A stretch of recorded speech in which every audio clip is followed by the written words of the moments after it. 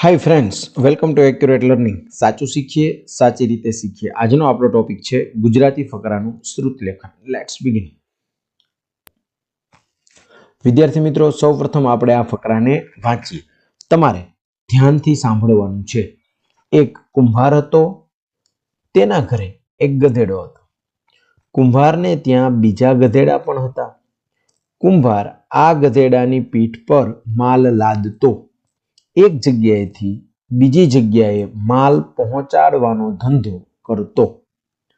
ચાલો હવે આ ફકરાનું શ્રુત લેખન કરવાનું છે, એટલે કે તમારે સાંભળીને લખવાનો છે. લખો. એક કુંભાર હતો,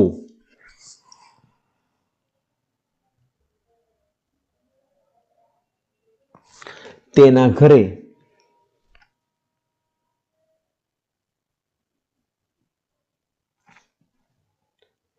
એક ગધેડો હતો.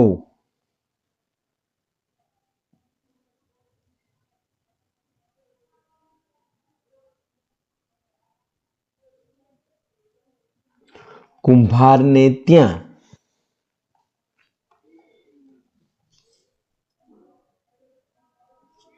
બીજા ગધેડા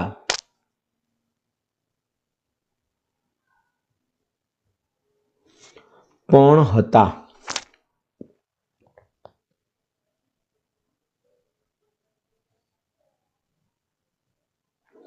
કુંભાર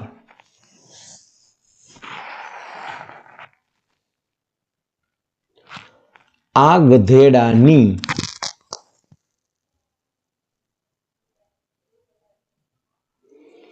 પીઠ પર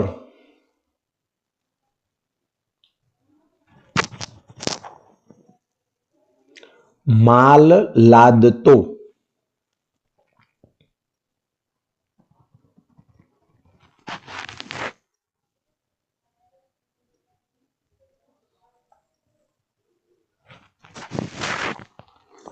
એક જગ્યાએથી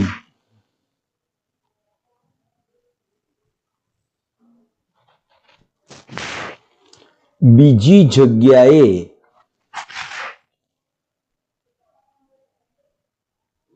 માલ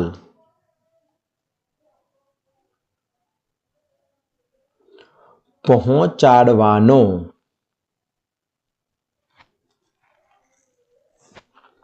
ધંધો કરતો.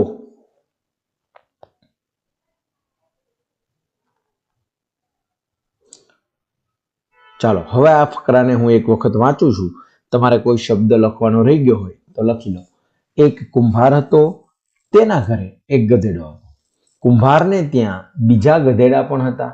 કુંભાર આ ગધેડાની પીઠ પર માલ લાદતો, એક જગ્યાએથી બીજી જગ્યાએ માલ પહોંચાડવાનો ધંધો કરતો. ચાલો હવે સ્ક્રીન પર આ ફકરો આપેલો છે. તમારે તમારી નોટબુકમાં લખેલો આ ફકરો જાતે ચેક કરવાનો છે.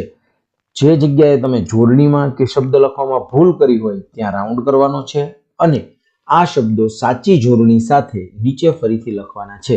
વિરામ ચિહ્નોમાં ક્યાંય ભૂલ કરી હોય તો ત્યાં પણ રાઉન્ડ કરવાનો છે. That's it. જો તમે હજુ સુધી એક્યુરેટ લર્નિંગ ચેનલને સબસ્ક્રાઇબ નથી કરી તો ચેનલને સબસ્ક્રાઇબ કરી દો, બેલ આઇકનને હિટ કરી નોટિફિકેશનના ઓલ ઓપ્શન પર ક્લિક કરી દો, જેથી નવા વિડીયોના અપડેટ્સ રેગ્યુલરલી મળતા રહે. Thanks for watching. C you soon.